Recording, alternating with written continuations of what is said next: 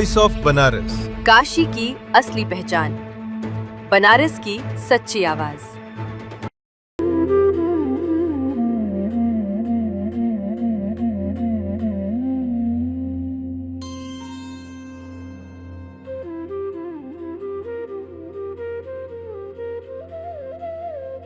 बनारस की पावन धरती पर कई ऐसे व्यक्तित्व हैं जिन्होंने अपने काम और व्यवहार से लोगों के दिलों में खास जगह बनाई है।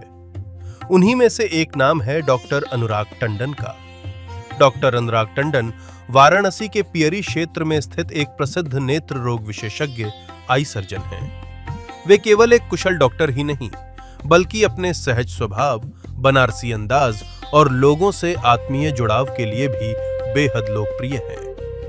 हजारों मरीजों की आंखों की रोशनी वापस लाने वाले डॉक्टर टंडन ने अपनी विशेषज्ञता, आधुनिक तकनीक और वर्षों के अनुभव से लोगों का अटूट विश्वास जीता है।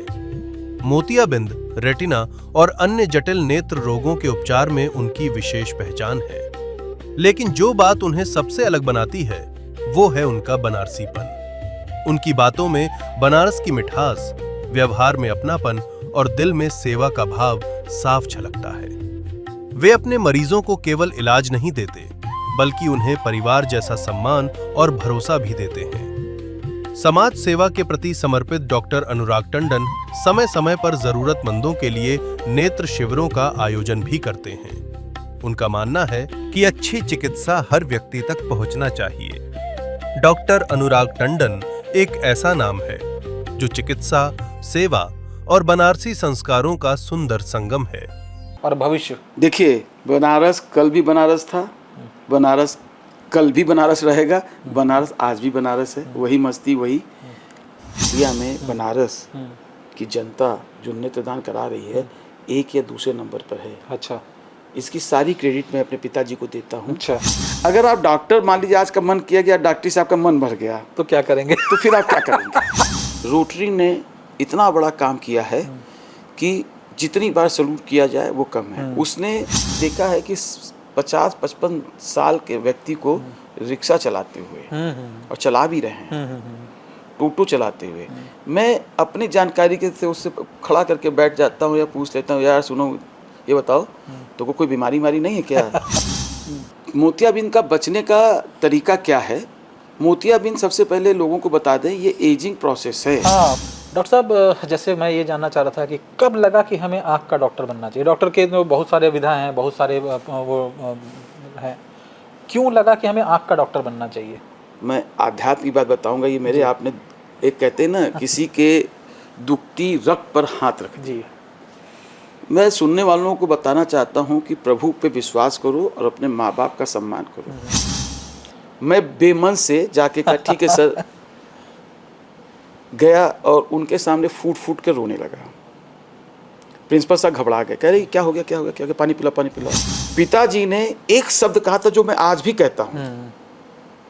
कहा, बेटा ये जो अस्पताल में हमसे कितना मरीज देखते, कहते अब 100 मरीज का एवरेज है, सब अगर मिला लिया जाए, कि बेटा उसी मरीज को ऐसे देखो जैसे कि तुम अपने बाप को देखते हो, अपनी माँ को देखते हो, अपने भाई को देखते हो।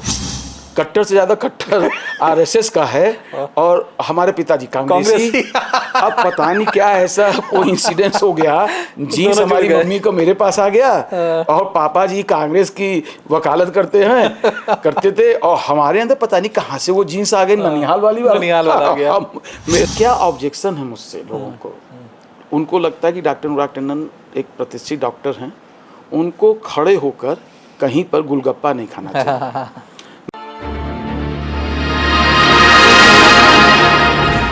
वॉइस ऑफ बनारस, काशी की असली पहचान, बनारस की सच्ची आवाज। नमस्कार, मैं अमरीश श्रीवास्तव। जीवन के बहुत सारे रंग हैं, सबसे सुनहरा रंग क्या है ये जानने के लिए हमारे पास दृष्टि होनी चाहिए, और दृष्टि को सही रखने के लिए हमारे पास दृष्टि को संरक्षित करने वाला एक डॉक्टर होना चाहिए। आज जिस शख्सियत से हम आपकी मुलाकात कराने जा रहे हैं वो किसी परिचय का मोहताज नहीं है, वाराणसी के प्रतिष्ठित आई सर्जन डॉक्टर अनुराग टंडन। नमस्कार डॉक्टर साहब। नमस्कार। आप अपने बारे में थोड़ा बहुत लोगों को बताएं। जैसा आपने बता दिया कि मैं डॉक्टर अनुराग टंडन हूँ, नेत्र रोग विशेषज्ञ हूँ। अभी प्रेजेंट टाइम में मैं आईएमए ब्रांच का अध्यक्ष हूँ, लायंस आई बैंक का सचिव हूँ, जहाँ पे नेत्रदान महादान का कार्य होता है। इसके अलावा सोशल सामाजिक प्लेटफॉर्म में मैं क्षत्रिय हितकारिणी सभा का 4 साल अध्यक्ष रहा हूँ और इस समय संरक्षक हूँ। एक चीज़ जानना चाह रहा था, ये तीनों जो आपने काम बताया, ये तीनों चीज़ें क्या हैं? जैसे हम सामान्य लोग तो हम लोग नहीं समझ पाते हैं। जैसे आपने आईएमए का नाम लिया, आई बैंक तो थोड़ा समझ में भी आता है, तो ये आईएमए क्या है चीज़ें? इंडियन मेडिकल एसोसिएशन, जी ये तो हर बड़े शहरों में होता है। यहाँ पर ब्लड बैंक होता है, एम्बुलेंस होती है, टीकाकरण होता है और बहुत से सोशल यहाँ पर एक्टिविटीज़ होती हैं। आईएमए के बिना तो आप ये ऐसा संगठन है डॉक्टरों का जहाँ सारे डॉक्टर लोग बैठते हैं और जो अध्यक्ष और सचिव होता है, नर्सिंग होम, क्लिनिक या डॉक्टर संबंधित कोई समस्या सरकार के द्वारा आती है तो वहाँ बैठकर सॉल्व किया जाता है। जी जी। और कुछ आप बता रहे थे? मैं वरिष्ठ उपाध्यक्ष हूँ राष्ट्रीय, अंतर्राष्ट्रीय और प्रदेश स्तर का क्षत्रिय समाज का। जी। मैंने जैसे कहा कि सोशल सर्विस में इन्वॉल्व हूँ, तो ये एक प्लेटफॉर्म है। दूसरा, मैं 33 वर्षों से लगातार लायंस क्लब का मैं सदस्य हूँ। उसमें मैं अध्यक्ष, रीजन पर्सन, जोन पर्सन और कम से कम 15 से 16 बार साइट चेयरपर्सन बनकर एक रिकॉर्ड स्थापित किया है लायंस क्लब में। इसी के साथ साथ मैं रोटरी मिड टाउन, जो शहर का बहुत ही प्रतिष्ठित रोटरी क्लब है, उसका मैं सदस्य हूँ और उसका मैं अध्यक्ष भी रह चुका हूँ। डॉक्टर साहब, ये जानना चाह रहे थे कि ये लायंस क्लब का नाम आपने लिया, रोटरी क्लब का नाम लिया, ये लोग किस तरह से जनता या समाज की सेवा करते हैं? देखिए, हमारा मानना है कि कोई भी सरकार विश्व की, या ये जो रोटरी और लायंस क्लब है, ये भारत की संस्था नहीं है, विश्व की संस्थाएं हैं। ये एनजीओस बहुत से ऐसे काम करते हैं जो भारत सरकार को मदद पहुंचाते हैं। जैसे कि एग्जाम्पल आप रोटरी को ले लीजिए। रोटरी ने इतना बड़ा काम किया है कि जितनी बार सैल्यूट किया जाए वो कम है। उसने एक मोटिव लिया, हमको भारतवर्ष से पोलियो हटाना है, और उसने ये करके दिखा दिया। ये छोटा मोटा काम नहीं है। ये बात सही है। दूसरा, लायंस क्लब का भी एक मोटिव है, वो साइट फर्स्ट कहता है। अच्छा। उसका अलग मोटिव है। साइट फर्स्ट का मतलब क्या हुआ है कि वो पूरे विश्व से जो लोग अंधत्वता के शिकार हैं उनको हटाने के लिए उस पर काम करता है और जगह जगह पर अच्छे अच्छे डॉक्टरों से शिविर लगाता है। और कई जगह उसने बड़े बड़े लायंस क्लब्स इंटरनेशनल ने बहुत बड़े बड़े अस्पताल से टाई अप कर रखा है, जहाँ पर बहुत ही कम खर्च में या निःशुल्क आँख का ऑपरेशन करके हमारे देश से अंधत्वता को ये संस्था मिटाती है। ये डॉक्टर साहब, ये अंधत्वता जिसके बारे में, ब्लाइंडनेस जिसके बारे में आप बात कर रहे हैं, ये होती कैसे, क्यों हो जाती है? देखिए, बहुत वास्ट विषय आपने पूछ लिया है। इसका कोई अंत नहीं है। मैं बोलता चला जाऊंगा तो 2-3 तक बोलता जाएगा। बेसिक आप समझ ले, अंधत्वता का 2-3 मेन कारण है इस समय समाज में। सबसे पहला कारण, जो सबसे ज़्यादा लोग अंधत्वता के शिकार हैं, वो है मोतियाबिंद। दूसरा, अब लाइन वाइज आ रहे हैं, हमारा देश डायबिटिक का हब बन चुका है, जिसके चलते प्रीमेच्योर कैटरेक्ट, ग्लोकोमा, और सबसे खतरनाक बात उसमें होती है पर्दे पे खराबी, और पर्दे के ऊपर जो विट्रस है उस पे खराबी का मतलब उसमें खून आ जाना, सूजन आ जाना, ये बहुत कॉमन है, जिसके कारण लोग अंधत्वता का शिकार हो रहे हैं। तो ऐसे तो और भी बहुत से कारण हैं, लेकिन मेजर कारण यही हैं। जी। जैसे लोग बोलते हैं खाने पीने का जो हम लोग का सिस्टम है वो बिगड़ गया है, उसकी वजह से भी काफ़ी दिक्कतें आ रही हैं, तो आपकी सलाह क्या है कि लोग जो सामान्य लोग हैं, अपने खाने में, रूटीन में क्या चीज़ें आराम से डाल लें जो बहुत महंगी भी ना हो, और इस्तेमाल कर सकते हो, हर सामान्य आदमी उसका इस्तेमाल कर सकता हो? खान पीन में किन चीज़ों को शामिल करें? देखिए, हम फिर से एक चीज़ कह रहे हैं कि आज के समाज में जो मैंने देखा है एज ए डॉक्टर, अपने 33 वर्ष के कैरियर में बड़ा मैं चिंतन करने वाला व्यक्ति चिंता किया कि जब मैं पढ़ता था तो इतने बड़े स्कूल में शायद ही कोई बच्चा एक आध कोई बच्चा चश्मा लगाता हो तो लगाता हो, वो भी सही बात है। हेरिडिटरी करेक्टर होगा। आजकल तो बहुत कॉमन हो गया है। एक चीज़, जी। अब हर दूसरा व्यक्ति तीसरा व्यक्ति बच्चा चश्मा का शिकार होता जा रहा है। दूसरा, जब हम पढ़ते थे मेडिकल में भी तो डायबिटिक और हाइपरटेंशन कहा जाता था मजाक में, किसी को शुगर हो गई है या ब्लड प्रेशर हो गया है तो लोग कहते थे भाई बड़े आदमी इसलिए हो गया। इट इज़ ट्रू, ये वो राजशाही बीमारी। हाँ, राजशाही बीमारी। अब ये राजशाही बीमारी ये कॉमन बीमारी हो गई है। कॉमन का मतलब ये हो गया हमारी जीवन जीने की शैली, चाहे हम उससे आए, चाहे मध्यम परिवार से आए, चाहे बिलो मध्यम परिवार से आए, हमारे खाने की हैबिट, हमारे जीवन की शैली बिल्कुल बदल गई है। वाह। एक कदम हम पैदल चलना नहीं चाहते, हम दिन भर एसी में बैठना चाहते हैं। और मेरा ये कहना है कि मैंने ये देखा है कि 50-55 साल के व्यक्ति को रिक्शा चलाते हुए और चला भी रहे हैं, टोटो चलाते हुए, मैं अपनी जानकारी के से उससे खड़ा करके बैठ जाता हूँ या पूछ लेता हूँ, यार सुनो ये बताओ तो कोई बीमारी नहीं है क्या? तो कहता है नहीं, उनको हो ही नहीं सकती। इतना वो श्रम उससे ज़्यादा वो, और हम क्या है कि अब हम खा भी नहीं ठीक से रहे। देखिए, कभी भी आप अपने खाने पर ध्यान दीजिएगा। जो व्यक्ति अपने खाने के प्रति सचेत रहेगा, पौष्टिक खाना, हरी सब्जी खाना, बादाम खाना, सेव खाना, फल फूल खाना, ये सब चीज़ एंटीऑक्सीडेंट हैं। प्रोटीन रिच डाइट लेना आपको जल्दी बीमार नहीं करेगी। आपकी हम क्या हैं, आज खाना बनाने वाला नहीं आया तो बाजार से मंगा लीजिए, पिज्जा हट फ़ोन करो, वहाँ यहाँ फ़ोन करो, वहाँ फ़ोन करो, या एक कल्चर बन गया है। अब परिवार में हफ्ते में 2 दिन बाजार ही का खाएंगे। तो बाजार में जाके आप क्या खाओगे? यही सब अनबन। तो जब आप वैसा खाओगे तो आप बीमार भी पड़ोगे। एक ज़माने में महीने 2 महीने में कभी कोई होटल में खाता था। सही बात है। और उस ज़माने में बर्गर किंग कह रहा हूँ, मैकडोनल्ड, बर्गर किंग जो मल्टीनेशनल है, और बहुत से मल्टीनेशनल प्रोडक्ट, KFC। अब आप हफ्ते में 3 दिन KFC का खाना खाओगे तो आपको तो आज नहीं कल ब्लड प्रेशर और शुगर का शिकार होना ही होना है। बिल्कुल सही बात। डॉक्टर साहब, ये जानना चाह रहे थे, जैसे आपने मोतियाबिंद के बारे में बताया कि मोतियाबिंद से अंधता तक आ जा सकती है, तो ये मोतियाबिंद से बचने का कोई तरीका है क्या? देखिए, मोतियाबिंद का बचने का तरीका क्या है? मोतियाबिंद सबसे पहले लोगों को बता दें, ये एजिंग प्रोसेस है। हाँ, वही मतलब मुझे भी यही उम्र के चलते आपका जो देखिए, हमारा जो लेंस है वो पारदर्शी मतलब समझते हैं। हाँ। जैसे ये घड़ी का ये शीशा है, ये पारदर्शी है। अब इसी को देखिए मैं सफ़ेद कर दूंगा तो मेरी घड़ी सही है लेकिन दिखेगा नहीं। बिल्कुल। तो मोतियाबिंद क्या है? एक पारदर्शी प्रकृति के द्वारा बनाया हुआ पार्ट है। हाँ। जो वक्त के चलते चलते सफ़ेद हो जाता है और हमारी जो बाहर की रोशनी, जो विज़न, जो हम जो देखते हैं लाइट के थ्रू देखते हैं, जो विज़न में कन्वर्ट होती है, वो अंदर पहुंचती नहीं है। तो इसलिए हमको मोतियाबिंद हो जाता है। अच्छा, पहले भी ये मोतियाबिंद लेट स्टेज में होता था, अब बहुत अर्ली स्टेज में होने लगा। हाँ। उसका भी यही कारण है। देखिए, हम लोग जो लोग धूप में बहुत जाते हैं, अल्ट्रा वायलेट रेज यूज़ करते हैं, जहाँ अल्ट्रा वायलेट रेज जहाँ बहुत ज़्यादा है, जो लोग गांव में काम करते हैं, प्रिकॉशन नहीं रखते हैं, तो उनको मोतियाबिंद अब जल्दी होने लगा। छोटे बच्चे आजकल देखते हैं कि वो खाना खाते हैं टीवी देखते हुए, मोबाइल देखते हुए।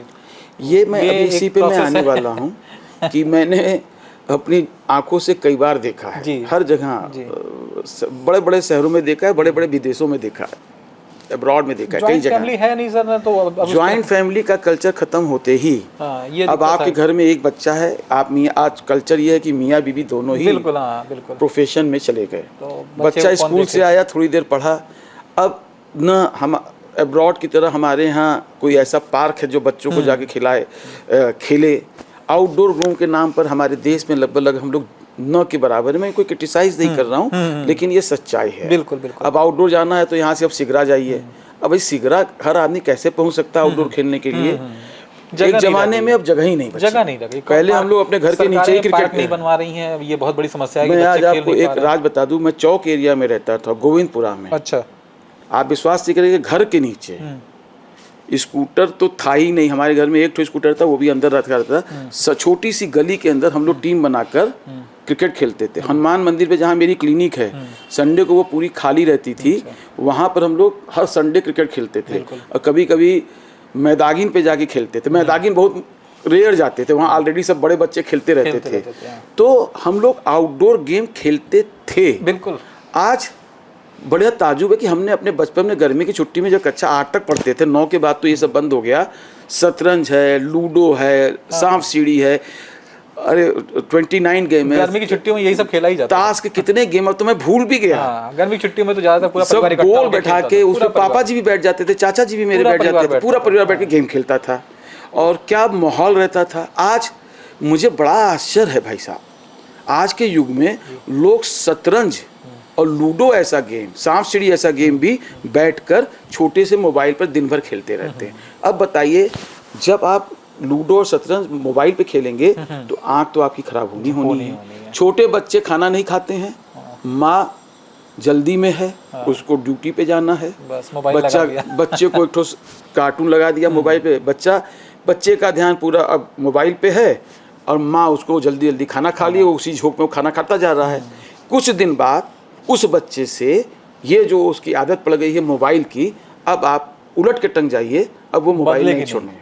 सही। तो अब जब मोबाइल देखेगा तो मेरा उसका कॉर्नियल कर्वेचर चेंज होगा, उसको दिखना कम होगा, सर में दर्द होगी। कुछ लोग जो पैदाइशी माँ बाप के पेट से, इसको कहते हैं हेरिडेटरी, वो लेके आते हैं, उसकी भी परसेंटेज काफ़ी बढ़ गई है। तो आँख की प्रॉब्लम हमको लगता है इस समय पूरे विश्व में सभी जितने भी बॉडी के अंदर आपकी संरक्षण है, सबसे ज़्यादा हमको लगता है आदमी इस समय परेशान है आँख को लेकर। डॉक्टर साहब, जैसे मैं ये जानना चाह रहा था कि कब लगा कि हमें आँख का डॉक्टर बनना चाहिए? डॉक्टर के बहुत सारे विधा हैं, बहुत सारे वो हैं, क्यों लगा कि हमें आँख का डॉक्टर बनना चाहिए? कहाँ से इंस्पिरेशन आई? इसमें बस हमको लगता है थोड़ा सा मैं आध्यात्म की बात बताऊंगा। ये मेरे आपने एक कहते हैं ना, किसी के दुखती रग पर हाथ रख जी। मैं सुनने वालों को बताना चाहता हूँ कि प्रभु पे विश्वास करो और अपने माँ बाप का सम्मान करो। ये बात सुन के मेरी आंख में आंसू आ रहा है। जब मैं MBBS से पढ़ता था जी, तो मुझे वहाँ पर पहले एक ब्रांच मिली, बाद में प्रमोशन होके हमको DCH मिल गया। एन कैन प्रकरण में कोई कारण था, मैं कारण में नहीं जाता हूँ। मेरे प्रिंसिपल से किसी के साथ झगड़ा था, वो मुझे भी दोषी मानता था। प्रिंसिपल ने कहा कि हम तुमको उलट के टंग जाओ, तुमको हम DCH नहीं देंगे। तो मैं कोर्ट के थ्रू DCH लेने गया। यहाँ पर भी देखिए जो हुई है वही जो राम रखी राखा। हमारे JDA संस्था के वकील थे, उन्होंने कहा कि पहले ही कोर्ट के आदेश आपका आएगा, इमीडिएटली प्रिंसिपल को बुला के ये कहा जाएगा कि डॉक्टर अनुराग टंडन को आप DCH तुरंत दे दिए, क्यों नहीं दे रहे हैं। व्यक्तिगत दुश्मनी और से बच्चों का मेरा दुर्भाग्य था, वहाँ पर भी कुछ ऐसा सो कॉल्ड, ऐसे हम बोलना नहीं आते, ऐसा एविडेंस हुआ। जज साहब ने मेरी फाइल उठा के किसी और कोर्ट में ट्रांसफ़र कर दिया। इसी बीच में ध्यान से सुनिएगा, हमारा राष्ट्रीय स्तर पे जो कंपटीशन होता है, हमारा D ऑर्थ में सिलेक्शन हो गया। अच्छा। अब मुझे साउथ जाना पड़ा। अच्छा। मैंने कहा चलो क्लिनिकली ब्रांच है, लेकिन मेरी पहली और आखिरी चॉइस DCH ही की थी। इसी बीच में मेरी शादी भी हो गई गायनेकोलॉजिस्ट के साथ। अच्छा। मेरी पत्नी ने भी कहा कि orthopaedics is a very good branch.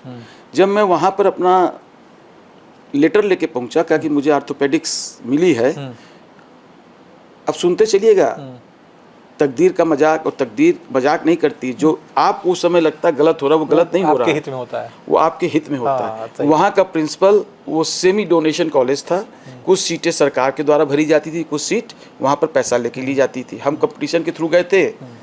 Principal ने कहा कि हमारे यहाँ का लोकल MLA का लड़का यहाँ पे D ऑर्थ के लिए अप्लाई किया है, हम आपको D ऑर्थ आप छोड़ दीजिए, इसके बदले में आप ऑप्थेल्मिक्स ले लीजिए, ENT ले लीजिए, साइकेट्रिक ले लीजिए, स्किन ले लीजिए। मैंने कहा कि मैं सोमवार को सर बताऊंगा। मुझे आज भी याद है, वो सैटरडे का दिन था। मैं बहुत फूट के भगवान के सामने रोया। हमने कहा ये मेरे साथ क्या हो रहा है। मैंने अपनी पत्नी से बात किया तो उसने कहा भाई अगर तुम वहाँ पे साइकेट्रिक भी एक अच्छी ब्रांच है, कहेगी अगर तुम लोगे वहाँ की लैंग्वेज की प्रॉब्लम से कुछ तुम सीख नहीं पाओगे। साइकेट्रिक एक ऐसी ब्रांच है जहाँ पे आपके मरीज की भावना, उसकी बातों को समझना पड़ता है। ENT उनको पसंद नहीं थी मेरी पत्नी को। हाँ, MD पैथोलॉजी भी बोला था कि ना MD पैथोलॉजी तो बिल्कुल मत लीजिएगा, आपका नेचर थोड़ा सा अलग है, आप जनता के बीच में रहने वाले हैं। अब बचा हमारे पास ऑप्शन क्या, ऑप्थेल्मिक्स।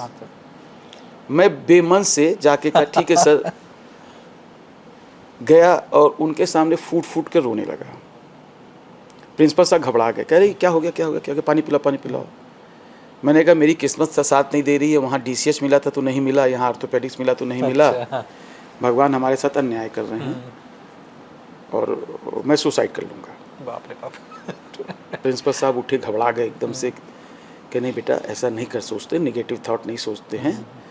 उन्होंने कहा तुम्हारी शादी भी हो गई है और ये ख्वाब भी ज़िंदगी में सुसाइड का कभी नहीं लाते कि मैं तुम्हारे पिता समान हूँ, तुम मेरे कहने से, वो कार्डियोलॉजिस्ट थे बहुत बड़े, इंडिया के टॉप 10 में उनका नाम आता था, कह देखो अगर हमसे पूछोगे तो मैं बाप के रूप में कहूँगा आने वाला एरा 5 साल बाद जितना डेवलपमेंट ऑप्थेल्मिक्स में होने जा रहा है उतना डेवलपमेंट किसी ब्रांच में नहीं होगा, तुम मेरे कहने से ऑप्थेल्मिक्स ले लो। मैंने ऑप्थेल्मिक्स ले लिया। ऑप्थेल्मिक्स में मैंने 6 महीने काम किया। मैं बनारस आया तो पुराने मकान में मेरी पत्नी भी आई थी, सब लोग घर में बैठे थे। नीचे से पुलिस वाले ने आवाज़ लगाई डॉक्टर अनुराग टंडन कहाँ है, डॉक्टर अनुराग टंडन। मेरे उनके नाम सम्मन है तो दिल इलाहाबाद से वो हाजिर हों। तो मेरे पिताजी को लगा, चाचा जी को लगा कि इन्होंने इलाहाबाद में कुछ खुरापात किया है, इसलिए कोर्ट ने सम्मन भेजा है। ये जो और थोड़ा सा खुरापाती मैं शुरू से रहा भी हूँ। मेरे पिताजी, हाँ अरे वो कहाँ जाने वाला। मेरे पिताजी डरते डरते नीचे गए तो कह के अनुराग टंडन को बुलाई, वही रिसीव करेंगे। खैर पिताजी का बड़ा दबदबा था बनारस में, नेताजी सरकारी नियम है, तो मैं नीचे उतर के पापा साइन करो, साइन करे। तो मैं उसको पढ़ता पढ़ता पिताजी एक सीढ़ी चढ़ के फिर अपने सबके पास आके बैठे, तो उन्होंने डरते डरते उस सम्मन को खोला, कहीं ऐसा तो नहीं गिरफ्तारी तहरीर का वारंट निकला है। तो उसमें आप सोचिए निकला क्या था कि डॉक्टर अनुराग टंडन आपको, ये 8 महीने की बात है, आपको कोर्ट द्वारा DCS दिया जा रहा है। आप 3 दिन के अंदर DCS डिपार्टमेंट बने बच्चों का बाल रोग विभाग ज्वाइन कीजिए और 48 घंटे के बाद कोर्ट में अपनी ज्वाइनिंग लेटर सबमिट कीजिए। मैं फिर से पागल हो गया। अरे हमने कहा क्या बात है, मेरा सपना पूरा हो गया, मेरे सारे दोस्त वहीं मिलेंगे। और मैं कहा कि चाचा जी, पापा जी, सालनी, अब मैं जा रहा हूँ इलाहाबाद। तो मेरे पिताजी ज्योतिष के बारे में बड़ा भाई साहब ज्ञान रखते थे। वाकई में मल्टीटास्क पर्सनालिटी ऐसा मैंने देखा नहीं है। रहते थे तो वहाँ तो बहुत गजब की। उनके पास 100 तो ज्योतिष की किताब थी। उन्होंने हमारी पत्री एकदम जिसको कहते हैं ना लिख दी थी। तो कहे बेटा अगर तुम बाप हमको मानते हो तो मेरा कहो तुम बच्चों के डॉक्टर में फेल्योर हो जाओगे। अरे उन्हें क्या बात करते हो, बीबी गायनेकोलॉजी क्या कॉम्बिनेशन है, क्या मैच है, ऐसा मैच जल्दी आपको देखने को नहीं मिलता है। तो मेरे चाचा जी थोड़ा हमको बहुत ज़्यादा बेटे की तरह मानते थे, स्वर्गीय केदारनाथ टंडन। अच्छा, बेटे से बढ़ के मानते थे। तो मेरे पापा से कहे भी, अरे गोपाल भैया बच्चे का मन है, बचपन जब से ये गया है कि हम बच्चों के डॉक्टर बनेंगे, काहे बच्चे का मन मार रहे हो, बनने दो, ये सब कहने की बात है। तो बहुत कस के अपने भाई को हड़काया, तुम बीच में मत बोलो। हमसे कहा कि देखो हम तुम्हारी पत्री देखे हैं, तुम्हारी राशि सिंह है, सिंह लगना पता नहीं क्या क्या बोले, हमारे समझ में नहीं आया। तुम अगर जिंदगी में सफलता पाओगे तो एज ए आई सर्जन ही पाओगे। और समझ लो अगर पीडियाट्रिक्स लेके जाके करोगे, एक भी बच्चा तुमसे ठीक नहीं होने वाला है। हम तो डरा दिया। तब तक से माता जी आई, कहते देखो माँ बाप भगवान होते हैं और पिता ने तुम्हारे बारे में जो जो आज तक कहा वो सही हुआ है। मेरी पत्नी ने भी पता नहीं क्या सोच के बोला कि ऐसा है पीडियाट्रिक्स में भी इमरजेंसी होगी, गायनी में भी इमरजेंसी होगी, तो कोई एक ऐसा व्यक्ति होगा जिसके पास इमरजेंसी, आप आई ही करिए। 8 महीना कर चुके हैं, आप आई को मत छोड़िए। तो हम बेमन से आई करके चले आए। अच्छा। मेरे पिताजी आज नहीं हैं, लेकिन मैं आपको बता दूं, जो शोहरत, जो सम्मान और जो काम मुझे आई डिपार्टमेंट में मिला, बिल्कुल सही बात है। मेरे पूरा परिवार हंसपद हो गया कि अरे कोई आदमी आई में भी इतना नाम कमाता है जिसका कोई बैकग्राउंड नहीं है। तो ये काम आप बनारस का बहुत बड़ा चर्चित चेहरा है, आपको उसका कौन नहीं पीछे जानता कारण है? था। वो तो मैंने भगवत गीता का बनारसियों की वो किस्मत में श्लोक, आपका जो माँ ने कहा कि बेटा तुम आई करो और भगवान कृष्ण के एक वाक्य को याद रखो, तुम कोई पूजा पाठ मत करो। जो करते हो, सूरज को जल चढ़ाते हो, नहा के निकलते हो, उतनी देर में हनुमान चालीसा करते हो, तुम्हारा सिर्फ ईमानदारी से किया हुआ कर्म ही तुम्हारे अंदर भगवान कृष्ण समाएंगे।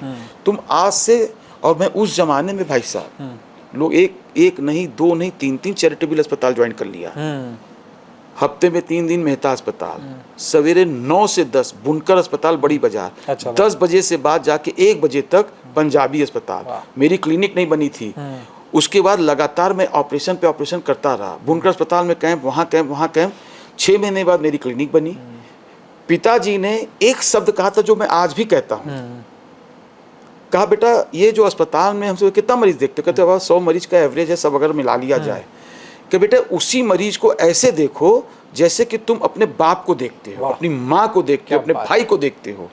दवा में प्रोपोगंडा की दवा मत लिखना, अच्छे से देखो और जान जाओ तुम्हारा एक मरीज जो ये अस्पताल में ठीक होके जाएगा ना, यही तुम्हारा सबसे बड़ा दलाल है। सही बात है, फ्री का। तुमको कोई दलाल की जरूरत नहीं पड़ेगी, तुमको किसी की टीपीए की जरूरत नहीं पड़ेगी। तुम अपने उस मरीज को ठीक कर दो जहां निःशुल्क देख रहे हो उससे। और कहा भी तुम ये काम 2 से 3 साल करो, और तुमको भी जरूरत क्या, हम जिंदा हैं, तुमको अपना बिजली का बिल का पैसा देना है, न रहने का पैसा देना है, न तुमको खाने का पैसा देना है। तुम एक सूत्री काम करो, ईमानदारी से काम करो। और मेरी पत्नी ने सेवा सदन को ज्वाइन किया घर के बगल में।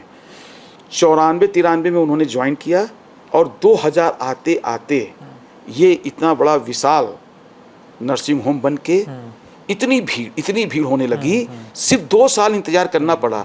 उस भी 2 साल में मैं बैठा, मेरे पास मरीज नहीं रहते थे तो मैं बैठा नहीं रहता था।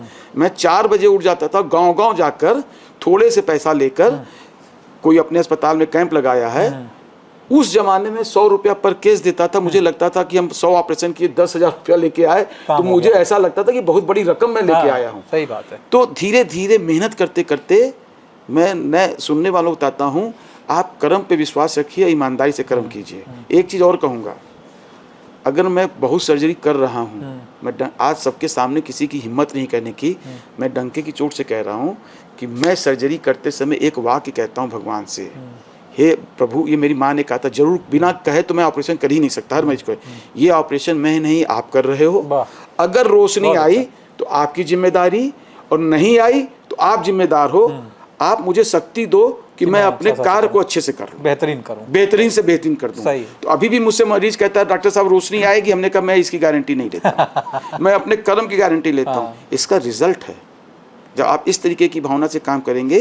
देखिए कोई डॉक्टर है ये कहता है कि उससे कोई केस ही नहीं खराब हुआ है। ऑपरेशन करना एक पार्ट है, ऑपरेशन का कॉम्प्लिकेशन दूसरा पार्ट है। जब आप ऑपरेशन कर रहे हैं तो कॉम्प्लिकेशन भी होगा, ऐसा है ही नहीं कॉम्प्लिकेशन कभी तो हो ही सकता है। मैं आपको बताऊं कि ऑपरेशन कैसे किया जाता है, किस किस टेक्नोलॉजी से किया जाता है, मुश्किल से 200-400 पन्ने का किताब में लिखा होगा, समझाया होगा। अब मान लीजिए 1000 पन्ने में समझाया होगा। ऑपरेशन के बाद क्या क्या दिक्कत आती है कम से कम 10,000 पन्ने में समझाया गया है। अब आप सोच लीजिए ऑपरेशन के करते समय दिक्कत आ सकती है, ऑपरेशन के आप अच्छे सर्जन तब हैं जब ऑपरेशन के कॉम्प्लिकेशन को मीट आउट कर दे और उसको ठीक कर दे।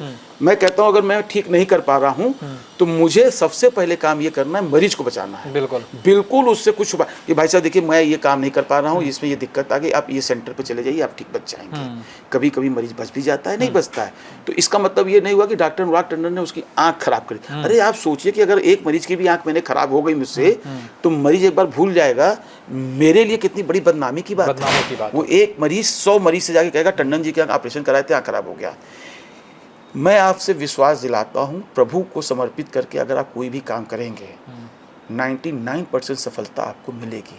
जो 1% सफलता नहीं मिल रही है ये मेरा भाग्य नहीं है, उसके भाग्य में अंधा होना लिखा था, वो उसके जिम्मेदार वो है, मैं नहीं हूँ। होनी को तो कोई भी नहीं बदल सकता। अब भाई हम अगर ऐसा हो तो कोई डॉक्टर न मरे, डॉक्टर का परिवार बीमार न पड़े, डॉक्टर अजर अमर हो जाए, ऐसा हुआ है क्या? व्यक्ति अपना बेस्ट देना चाहता है। मैं अपना बेस्ट देता हूँ, रिजल्ट ईश्वर के हाथ में है, ईश्वर के हाथ में, और रिजल्ट देता है ईश्वर, ऐसा नहीं है। और किसी के भाग में अंधा लिखा हुआ है तो वो हमसे टकराई गया तो अंधा होगा, हम क्या कर सकते हैं। लेकिन मैं अंत तक कोशिश में करता हूँ कि उसकी आंख बचा ली जाए। कुछ अपने बचपन की यादें देखिए जो आपको मेरा लगे कि बचपन, मैं कुछ एक बताने चीज आज लायक कहना हो। चाहूंगा जी, सबसे जी ईमानदारी से। जी 2000 में मेरा नर्सिंग होम बन गया, आज 26 साल हो गए। जी और जब मेरा नर्सिंग होम बन गया तो सबसे पहले मेरे पापा जी गर्मी की छुट्टी हुई तो कहे यार हम कहे चलो नैनीताल चलते हैं। पापा बहुत कस के डाले, जिंदगी भर नैनीताले जाओगे क्या, बाप के साथ 10 बार हो आए हो, मसूरी जाओगे क्या, अब तुम डॉक्टर होगे विदेश जाओ। हाँ। तो मैं 2000 में सबसे पहले जो मेरा बजट था मैं नेपाल गया। अच्छा। हाँ भाई चलो नेपाल चलते हैं, विदेश विदेश तो वही है। 3 साल पहले मैं स्पेन और नॉर्वे का ट्रिप बनाया था। मेरी पत्नी ने एकदम कहा कि किसी कीमत पर हम विदेश अब नहीं जाएंगे घूमने। उन्होंने कहा कि अब हम धाम करेंगे, तो 3 धाम उन्होंने किया। मैं 3 धाम करने के बाद कभी ऐसा है चौथा धाम हम अब तभी करेंगे जब हम विदेश जाएंगे न्यूजीलैंड घूमने। तो बड़ी वो भी कहीं चलो अच्छा चलते। तो मैंने न्यूजीलैंड अपनी माता जी ने कहा कि हम भी चलेंगे। हमने कहा अरे बड़ा ठंडा पड़ता है भाई, कहीं नहीं हम चलेंगे, उन्हें बड़ा लंबा सफर है, कहीं हम भी अच्छा चलेंगे। यहाँ थोड़ा सा रोक रहा हूँ, मजेदार बात यह है कि डॉक्टर साहब कह रहे हैं कि धाम नहीं जाएंगे और पीछे घर डॉक्टर साहब के घर पे देखिए लाइव दर्शन हो रहा है महादेव। चौथा धाम नहीं जाएंगे जब तक हम न्यूजीलैंड घूम के नहीं आएंगे। घर पे तो लाइव दर्शन सानी चल रहा है। टंडन को चौथा धाम जाना था। अब अनुराग टंडन ने एक पेज फंसा दिया कि चौथा धाम तभी चलेंगे जब हम न्यूजीलैंड घूम के आएंगे। खैर पिछले साल मैं न्यूजीलैंड घूम के आया। उसके 6 महीने बाद जब अभी दिवाली आई है, अरे होली बीती है, तो होली में 1 2 3 4 लगातार छुट्टी थी। तो तुरंत द्वारिकाधीश हमारा बाकी था। अच्छा। मैं मम्मी मैं तुरंत छुट्टी थी, यहाँ से गया राजकोट से दर्शन किया और मेरा चारों धाम हो गया। वाह। अच्छा मैं एक चीज़ जरूर कहना चाहता हूँ, मेरा कहने का बहुत ही गंभीर अर्थ समझिएगा। जी मेरे पिताजी ने मुझे पूरा इंडिया बचपन में से घुमा दिया था। मैंने पूरा विश्व भी घूम लिया। मैं आज ईमानदारी से बताएं, जितना मज़ा आप अपने पिता के समय कर लिए, वो तो खैर वो मज़ा आप कुछ भी करके कमा के कर ले, वो मज़ा नहीं आएगा। जैसे आप पूरा विदेश घूम आए, सब कुछ देख लिए, बड़े बड़े पार्क देख लिए, बड़े बड़े स्टूडियो देख लिए, यूनिवर्सल स्टूडियो देख लिए, डिज्नीलैंड स्टूडियो देख लिए, सब घुमाए, एक से एक चीज़ किया। जो मज़ा पिताजी कंधे पे बैठा के नटकैया और दुर्गा पूजा दिखाते थे और मैं ऊपर से वो चरखी लिया रहता था और चिल्लाता पापा देखो ये तेजी से नाच रही है। वैसी खुशी और आनंद वो विदेश में नहीं कहीं महसूस हुआ। ये बात पिताजी के जानने के बाद समझ में आई। दूसरी चीज़ मैं बताऊं, आप विश्व में बढ़िया से बढ़िया होटल में खाना खा लीजिए, बाद में आपको लगता है जो माँ ने एक उबला हुआ आलू लिया और हाथ से मैच करके उसमें थोड़ा सा मसाला डाला और 2 पूरी दे दिया, जो स्वाद उसमें है वो किसी 7 स्टार होटल के खाने में नहीं है भाई साहब। ये है माँ बाप का प्यार। अच्छा ये भी एक संजोग की बात है कि कल हम लोगों ने मदर्स डे मनाया और आज हम डॉक्टर साहब से मतलब उनकी माता जी के बारे में बात करेंगे। देखिए वो लोग बहुत भाग्यशाली हैं। ननिहाल कहाँ है आपका? मेरा ननिहाल मऊनाथ भंजन में। अरे वाह। और मेरे नाना लोग जमींदार थे। और एक चीज़ और बता दें, बड़ा कंट्रोवर्सी है, हमारे नाना जो बड़े नाना जी थे वो आरएसएस के संस्थापक वो थे, सदस्य थे और इमरजेंसी में जेल गए थे और जेल के बाद वो मर भी गए। हमारा ननिहाल खानदान कट्टर से ज्यादा कट्टर आरएसएस का है और हमारे पिताजी कांग्रेसी।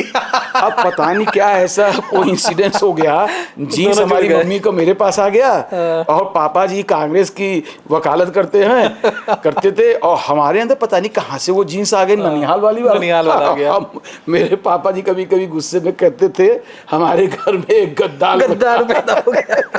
वो हंसी मजाक, हम भाजपा की तारीफ करते, आरएसएस की तारीफ करते, अब वो उतना बाद में जब पिताजी का टिकट कटा ना सन 80-85 में, वो निर्विरोध ऐसे नेता थे, जबरी का टिकट काट देना। उसके बाद मैंने कहा भी ईमानदार आदमी को टिकट मिलना चाहिए। आज उसका नतीजा क्या है, पिताजी का टिकट करा, आज लगभग 40 साल हो गया, कांग्रेस जीती नहीं पाई। बीच में एक वही इंदिरा गांधी के नहीं, राजेश मिश्रा तो एमपी का लड़े थे। वो इंदिरा गांधी के समय एक आदमी जीते थे, उसके बाद तो कांग्रेस का यहाँ नामो निशानी खत्म हो गया। पिताजी ने कांग्रेस भाजपा के गढ़ से भाजपा को हराया, बाद में उनका मन भी बहुत दुखी हो गया। तो मैं उस समय पढ़ रहा था। कहाँ पढ़ते थे आप? मैं MLN मेडिकल कॉलेज में पढ़ता था। मुझे भी पिताजी का टिकट कटने का मुझे राजनीति में कोई शौक नहीं था, लेकिन ये दुख हुआ यार इस देश के अंदर इतना मेहनत किए हैं, इतना मेहनत किए, जेब में मोहर लेके घूमते थे, किसी से एक पैसा नहीं लिए, फटा कुर्ता पहनते थे। इस देश में ऐसे लोगों को नेता बनना चाहिए, ऐसे लोगों का टिकट काट दिया जाता है इस देश के अंदर। तो मुझे एक अजीब सी चिढ़न और हो गई। बिल्कुल सही बात है। और कोई भी बेटा रहेगा ना, और बाप के चेहरे का वो जो दर्द है वो मैं समझता था। पैसा भी नहीं कमाया, लोगों का काम किया और टिकट भी कट गया। खैर ये राजनीतिक बातें हैं, सब तो राजनीति का हिस्सा चलता रहता है। प्रारंभिक शिक्षा कहाँ से आपकी? मेरी प्रारंभिक शिक्षा, हम लोग सारे परिवार के, मैं मेरे भाई लोग भारतीय विद्यालय कमच्छा पे था, वो एजुकेशन में था। अच्छा। कक्षा 9-8 तक वहाँ पढ़ा, फिर 9, 10, 11, 12 मैं क्वींस कॉलेज से अपना ग्रेजुएशन करके सीधे 1 साल के लिए लखनऊ स्टैंडर्ड कोचिंग किया, और जो कि हजरतगंज में उस ज़माने में यूपी की सबसे बढ़िया कोचिंगों में से एक कोचिंग थी। वहाँ रह के 1 साल मैं, मेरे बड़ा भाई, मेरा एक और फ्रेंड, ये लोग कोचिंग साथ साथ जाते तैयारी करते थे। किस्मत देखिए सभी का सिलेक्शन, सब सिलेक्शन। परिवार के बारे में कुछ अपने बताएं, परिवार में कौन कौन लोग हैं, क्या क्या? आज अनुराग टंडन को जो सबसे ज़्यादा खलता है जी, अपना वो पुराना मकान, जहाँ 5 भाई, 15-20 भाई, 5 चाचा ताऊ मिला के, और 20-25 भाई बहन, और जो ज्वाइंट फैमिली का कल्चर एक मज़ेदार। अब हम ज्वाइंट कल्चर तो छोड़ दिए हैं, लेकिन याद रखिए इस देश की न्यू ज्वाइंट फैमिली से अंत में वहीं आना पड़ेगा। आप यूनिट आज हम जो डॉक्टर बने, आज मैं जो मल्टीटास्क पर्सनालिटी है मेरी, हर चीज़ खेल लेता हूँ, हर चीज़ कर लेता हूँ।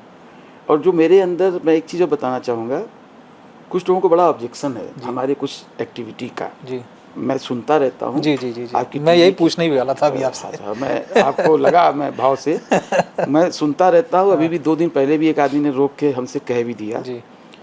तो मैं कुछ बोला नहीं। हमने कहा अच्छा कभी क्लिनिक में आओगे तो तुमको समझाएंगे। क्या ऑब्जेक्शन है मुझसे लोगों को।